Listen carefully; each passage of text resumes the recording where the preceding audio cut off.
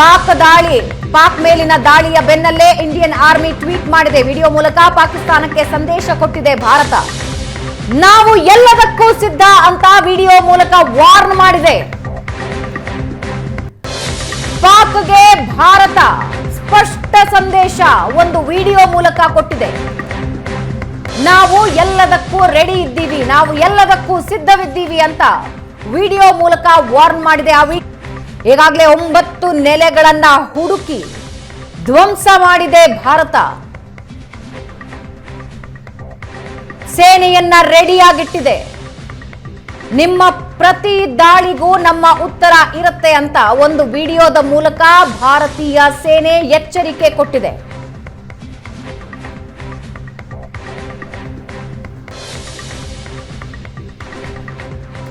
ಮಿಸೈಲ್ಗಳ ಮೂಲಕ ಭಾರತ ಉಗ್ರರ 9 ನೆಲೆಗಳನ್ನ ಧ್ವಂಸ ಮಾಡಿದೆ. ಇಲ್ಲಿವರೆಗೆ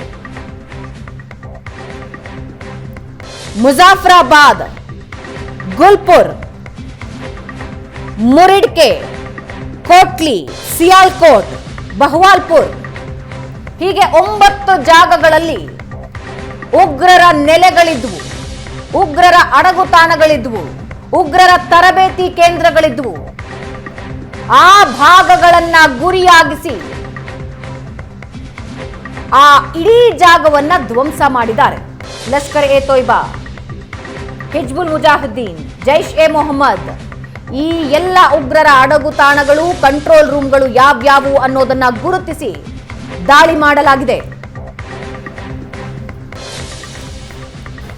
25 ಜನ ಭಾರತೀಯ ಪ್ರವಾಸಿಗರು, ಒಬ್ಬ ನೇಪಾಳ ಪ್ರಜೆ, ಆ ಇಡೀ ಕುಟುಂಬಗಳ ಮುಂದೆ 26 ಜನರನ್ನ ಬರ್ಬರವಾಗಿ ಹತ್ಯೆ ಮಾಡಲಾಯಿತು. ಮತ್ತೆ ಮತ್ತೆ ಕೆಣಕಿದ್ರೆ ಸುಮ್ಮನೆ ಇರೋದಿಲ್ಲ ಅನ್ನೋ ಸಂದೇಶನ ಭಾರತ ಸ್ಪಷ್ಟವಾಗಿ ನೀಡ್ತಾ ಇದೆ. ಈ ದಾಳಿ ಇದೆಯಲ್ಲ, ಈ ಹಿಂದಿನ ದಾಳಿ ಅಂತಲ್ಲ.